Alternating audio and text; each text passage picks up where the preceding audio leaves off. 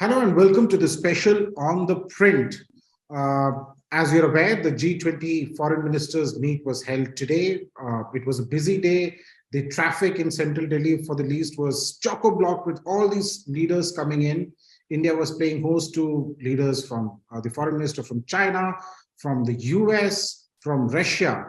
And interestingly, this was a full day event that was held. There were a lot of bilaterals that was held.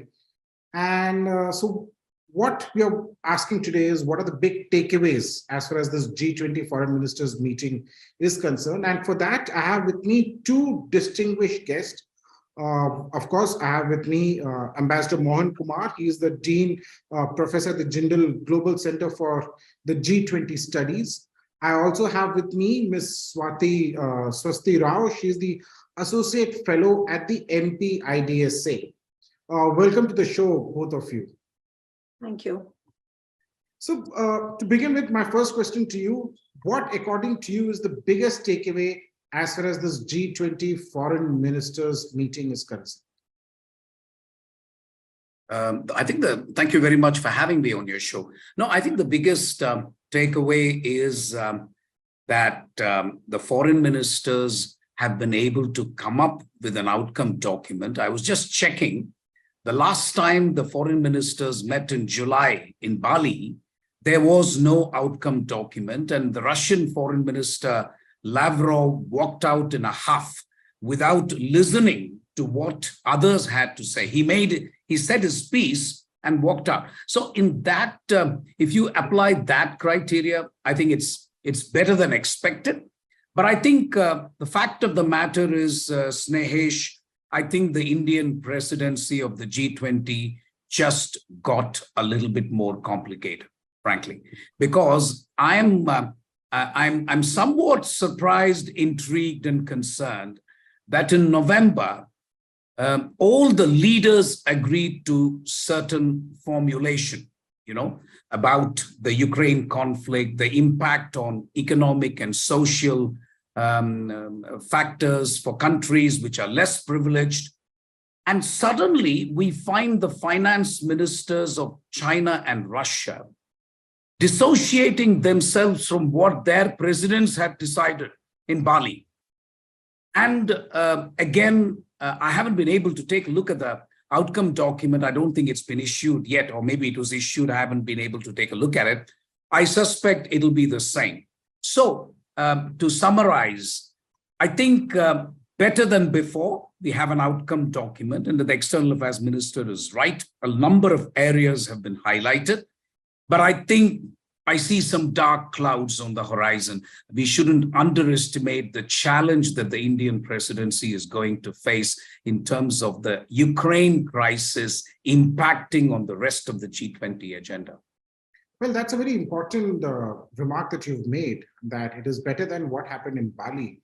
But then, as you rightly mentioned, there are dark clouds that are out there, and we cannot underestimate that.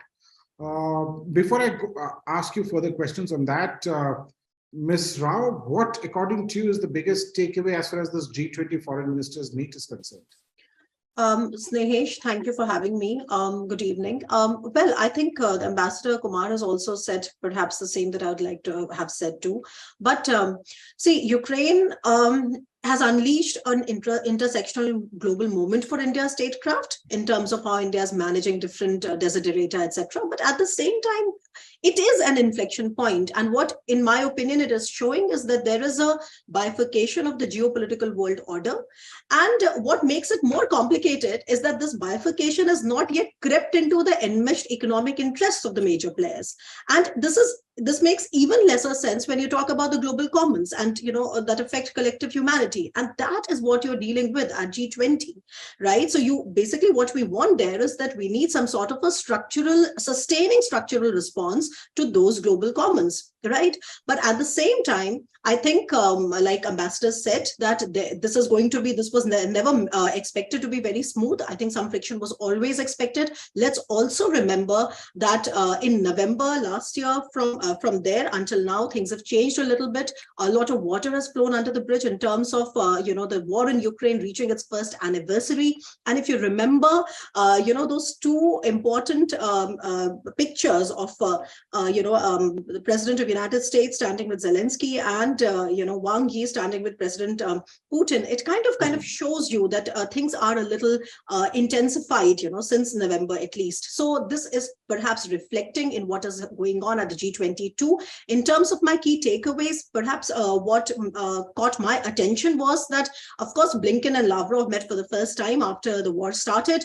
And it also suggests, I was reading some analysis on it, it suggests that US does want to keep some channels of communication open with Russia, and particularly around the New START also. If you remember, last time President Putin was addressing National Assembly, he kind of made an ambiguous statement about suspending participation in the New START, right? So I think this signals some sort of a US, interest in that. That said, I think the US was also very clear in rejecting what the China peace plan was like. I think there was a lot of talk, hue and cry on the 12-point peace plan that was advanced by China.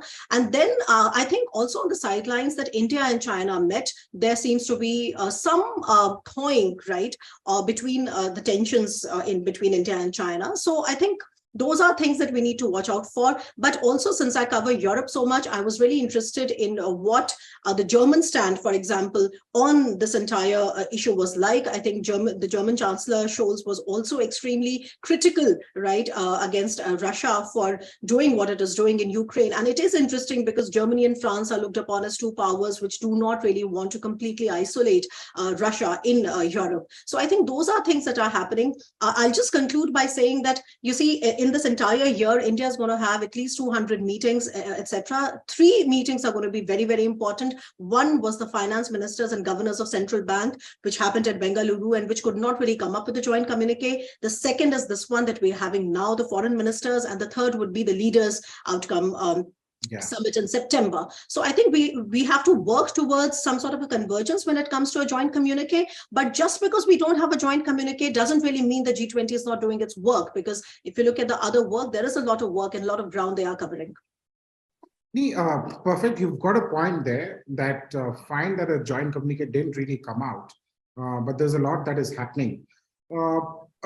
Ambassador, before I ask you the question, viewers, please do send in your questions. We'll be taking live questions. I'll not be answering the questions. Send in your questions for Ms. Rao and Ambassador Kumar. They would happily answer all your questions. So if you want to know what G20 is or what are the other elements of G20, the outcomes, please do send in your questions. Ambassador, you've spoken about Russia. Has the whole Russia-Ukraine issue hijacked the G20?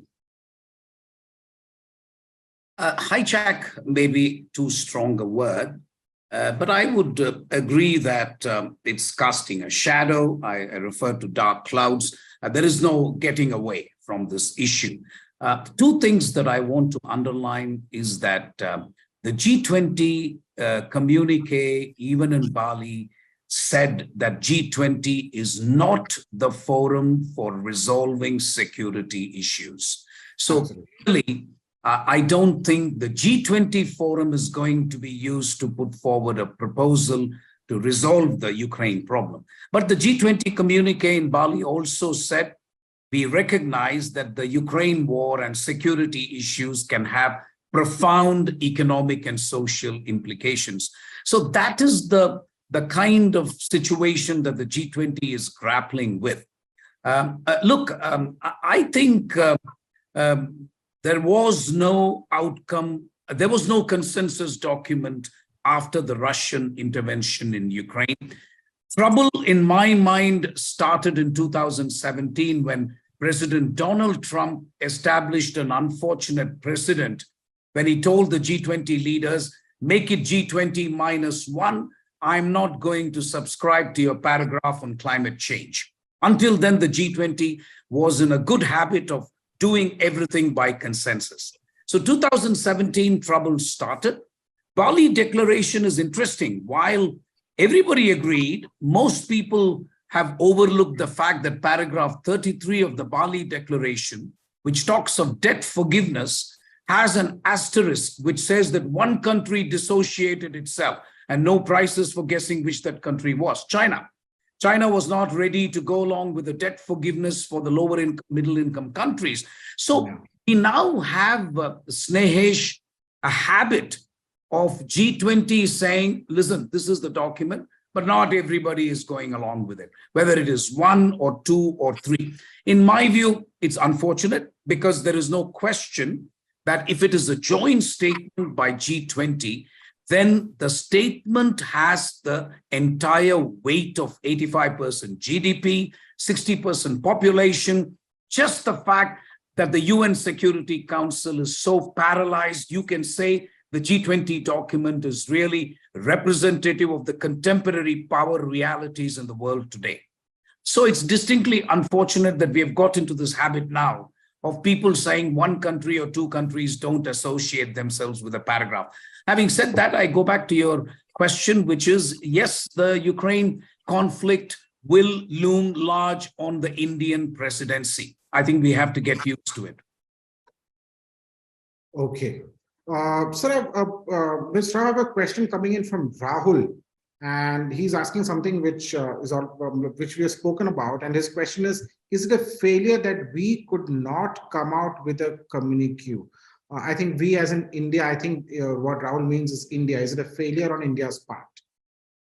Well, I think this is precisely what we've been trying to explain and understand, that first of all, the core agenda for a G20 is not to tackle with the political or security issues in the world. The core agenda, the core objective of the G20 is to better the global financial architecture and to come out with the structural solutions, like I said, to avert banking crisis and financial crisis. And that is why, like I said, that one must understand that the structure and the working of the G20 takes place by two parallel tracks, which is the finance tracks and the Sherpa track. And I think the viewers need to understand that some of the key achievements of the finance tracks in the post-pandemic phase, right? And I underscore the post-pandemic phase because ever since I think the last G20 at Indonesia, India has been a part of the Troika. So I think that kind of underscores India's participation there as well,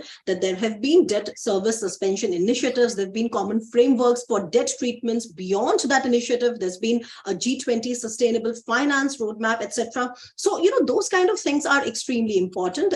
Then there are different working groups for both the finance tracks and the Sherpa tracks. And then there are different engagement groups, which look at a whole host of things, like, for example, how to tackle the global hunger, global poverty. And I'm sure the viewers may be knowing that there's so much emphasis on, for example, the role of millets in solving, the global hunger problem. So that's one. And then, of course, there's a lot of the technical things on the banking reforms about how to make, how to provide better capital adequacy frameworks, right? To provide that cushion, to the banking sector to avert crises. So I think what is important, even for India and for everybody to understand, is the core objective is something else. Now, this is not the first time that political problems and geopolitical tensions have somehow cast their shadow on the core agenda of G20. If you remember, when the Paris attacks were happening, I think that particular G20 was happening in Turkey at that time, and all that agenda was somewhere hijacked, okay, for lack of a better term, because of those attacks and what it meant for the future of immigration, etc. Now, so the thing is that this was not something that was not expected. But having said that, I think at the end, we definitely have to somewhere, as in India, definitely has to somewhere address the point that one of the core objectives that India is trying to achieve through this G20 is to emerge and remain the leader of the global South and to reinstate the dwindling faith in multilateralism, Snehesh, because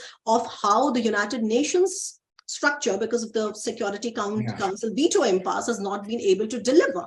So there is a lot of hope, I would say. There's a lot riding on India's shoulders because India has maintained a very painful, I would say, neutrality in this last 1 year. And all this has been done with an objective to deliver something constructive, okay, towards the end of the G20 summit. But let's remember, this is one of the multilateral frameworks. Like I said, this is we have just begun, and there's a long road ahead to coming to that summit outcome document. And by then, I'm sure some consensus will emerge.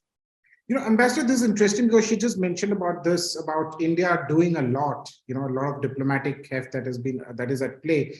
And this question is from Ashish Chandra.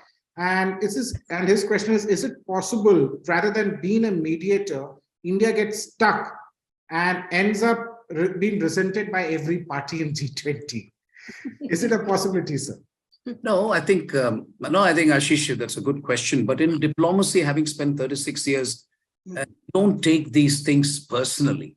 If India makes an effort, a good faith effort, then I think it is appreciated by everybody. And if it is not successful, which is what Ashish is hinting, when you say India will get stuck, that is always a possibility. And I'm sure the Prime Minister and the External Affairs Minister, who, by the way, I think form a dream team, actually, they perfectly understand the stakes. If we don't succeed, I think it would still be a worthwhile effort. At least we tried, because this war is now having repercussions far beyond its borders. And there is no place for sentiment in diplomacy, Ashish. That's what I would say. Nobody takes it personally. And then, by the way, if you're also hinting that there is a sense of shame, not at all. I think everybody's going to say, fine, you did a good job, you tried, you didn't work. That's absolutely fine. This is an intractable problem. It's a complex problem. And therefore, I'm still hopeful. I think I'm attracted to one of the points that Ms. Rao made, which is there is still some distance to go from now to the summit. Yeah. And I'm not at all convinced that they will just keep quiet. This is the first meeting. Right. There's a lot of time. Prime Minister can work the phones. External Affairs Minister Jaishankar can make visits. I think we will make a good faith effort. Bali was a bit of a miracle. I must be honest with you, Snehesh. When I looked at the communique and the joint statement, what is known as the leaders' declaration, I was a little surprised that Russia, China went along. By the way, the other point I want to make before I forget, China doubling down on its support to Russia is interesting, because Chinese leader also went along with the 2 paragraphs in Bali. And I think the sentiment now in China is we should not leave Russia alone. So China is doubling down, whereas India is not. We are now taking, if there is one country now which is absolutely neutral, it is India. Frankly, because we are not taking sides. China now, by supporting Russia, in my view, its peace proposal is now dead on arrival, because you have demonstrated that you are partisan, and that doesn't help. So I think I'm inclined to be cautiously optimistic. We just have to wait it out, I think. Something may still emerge, who knows? 8 months, 9 months is a long time. So we just have to wait and see. Absolutely. One will really have to wait and see what happens in the run-up to the actual summit in September. I have a question coming in from a viewer. Name is not given. With the Japanese defense budget expansion, there was a plan for a quad meeting on the side. Why did the Japanese foreign minister give G20 meet a skip, and what's the significance?